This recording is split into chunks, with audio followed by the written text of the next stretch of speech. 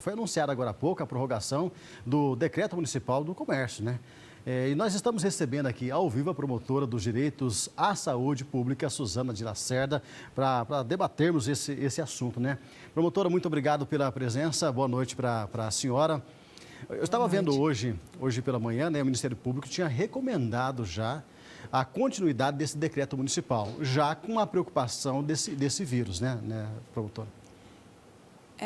Na verdade, a posição institucional do Ministério Público, né, não só dessa promotora, mas como do Ministério Público do Paraná, é que sempre a atuação da autoridade sanitária ela seja de acordo com os levantamentos epidemiológicos e com os dados científicos das experiências vividas, não só no Brasil, como no restante do mundo, já que nós estamos diante de um vírus novo, que não tem medicamento, que não tem vacina e que nós tivemos diferentes experiências. Experiências de países que testaram 100% praticamente da sua população e experiências de países como o Brasil que não testaram a população.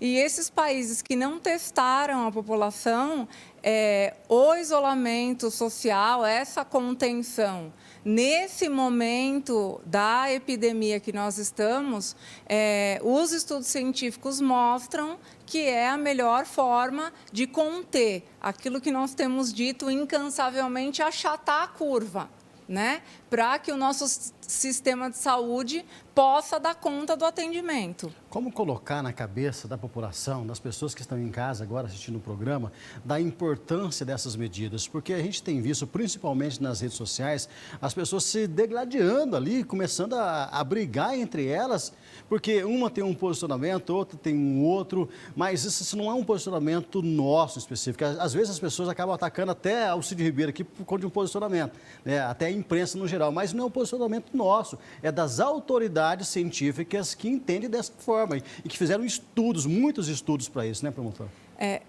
Cid, eu também perco noites de sono pensando nisso, em como convencer as pessoas. É um momento muito difícil e eu acho que é um momento de solidariedade. Eu digo solidariedade a quem? Quanto mais nós fizermos a etiqueta respiratória, o isolamento social, essa contenção da maneira mais correta, nós vamos estar evitando, inclusive, o sacrifício desses comerciantes, desses profissionais liberais, desses empresários, dessas pessoas que estão em casa angustiadas, ou porque estão sem trabalhar, ou com medo de perder o emprego.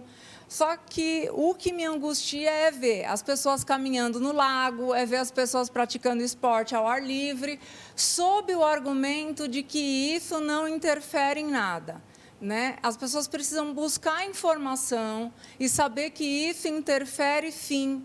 Esse vírus, ele prolifera. Por quê? Porque muitas das pessoas são assintomáticas, ou seja, sem sintomas. Então, as pessoas podem estar caminhando no lago, não é verdade que as pessoas estão sozinhas, elas caminham em 2, 3 pessoas, encontram amigos, param para conversar. Ele pode vir na nossa roupa, na sola do sapato. Quando a gente sai para caminhar, se nós moramos num prédio, nós circulamos no elevador. O que nós vemos nas reportagens pelo mundo é que tem pessoas isoladas, até evitando de ir ao mercado, há 20, 25 dias. Isso é agradável? Não, não é. Mas nós temos que pensar, primeiro, no grupo de risco e, segundo, naquelas pessoas que estão fazendo um enorme sacrifício, ou de não trabalhar, ou de não exercer a sua atividade em nome de garantir a sobrevivência da vida do outro. Então, é muito complicado, né? Eu não estou na linha de frente, eu não estou ali tratando os doentes, mas eu também estou tendo que sair de casa por conta do meu trabalho. Então, as pessoas deviam pensar acerca disso, que pratica exercício em casa. Hoje eu vi uma imagem muito bonita da Inglaterra, as pessoas praticando exercício na porta de casa, sob orientação de um preparador, de um educador físico que era vizinho, né? É muito triste não poder caminhar no Lago do Igapó, ou lá no Fincão, ou lá no aeroporto, mas é só um período. O que é mais importante na preservação da vida? Não tenho dúvida. O que nós vamos esperar? Nós vamos esperar não ter leitos e não ter um sistema de saúde que nos ampare?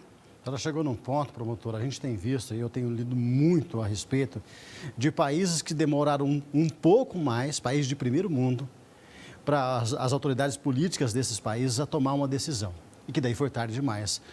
Ontem, as últimas 24 horas, nos Estados Unidos, morreram 1.169 pessoas. Ou seja, bateu todo o recorde, né, de pessoas mortas em 24 horas. E nós estamos falando dos Estados Unidos, país extremamente rico. O brasileiro tem uma dificuldade de entender um pouco mais. Se um país de primeiro mundo está tendo essa dificuldade, está morrendo tanta gente, imagina só o Brasil, que a gente sabe o caos que é a saúde brasileira, né? E nós conseguimos reduzir hoje um pouco a ocupação dos hospitais, por quê? Porque nós não estamos tendo trauma. O que é o trauma? O trauma são basicamente os acidentes de trânsito. Agora, nós não podemos evitar os AVCs, vamos falar numa linguagem popular, que são os derrames, os problemas cardíacos, uma pessoa que tem uma descompensação diabética, enfim, a pessoa que já tem uma paraplegia e pode ter uma infecção urinária e precisa ser hospitalizada. Essas coisas não são possíveis de evitar. Um parto, né? Uma mulher grávida que pode ter uma complicação no parto, um bebezinho que possa nascer com um problema e precise de uma UTI neonatal. Então, essas coisas não podem ser evitadas. E nenhum profissional de saúde quer estar numa posição que ele tenha que optar entre um idoso e uma pessoa mais jovem, como essa de 37 anos hoje. Ninguém quer estar nessa posição. Ninguém quer estar contando leitos. E aí, às vezes, as pessoas veem a projeção de leitos, mas nós temos que lembrar que o Hospital Universitário de Londrina não é só para atender Londrina, é para atender até a macro-região. Nós atendemos até Lupianópolis. Então, é uma grande população. Promotora, mas é só 5% que vai ter UTI. Mas nós temos os 20% que vão precisar de leito, que podem precisar de uma respiração artificial e que nós vamos precisar paramentar esses profissionais de saúde. Então, é muita coisa. E se nós tivermos a proporção que pode chegar até 140 mil doentes, é muita gente. É muita gente. Eu vi uma entrevista da senhora semana passada que um trecho me chamou muita atenção e que algumas pessoas acharam que até exagero, mas na minha opinião não. Um trecho da sua entrevista que era o seguinte: vai chegar um momento, se a gente não se cuidar, em que um profissional vai ter que escolher quem vai viver e quem vai morrer. Para as pessoas que estão em casa agora, para você, não é exagero, isso é uma realidade. Não é exagero, não é exagero. Eu não posso identificar essa colega, é uma colega promotora que tem um familiar na Itália. Os relatos dessa pessoa que nos trazem, né, que é uma pessoa próxima, eles são relatos o quê? Inacreditáveis, né? Porque parece que aquilo que a gente vê no país do outro nunca vai acontecer no país da gente. E talvez o Brasil, por ter a sorte de não ter vivido uma guerra, nós vivemos outras situações, que é a pobreza, a miserabilidade, pessoas que passam fome, que é uma tristeza, e eu digo isso é um agravante, porque no momento que esse vírus chegar nessa população, nós também não sabemos como é que esse vírus vai reagir.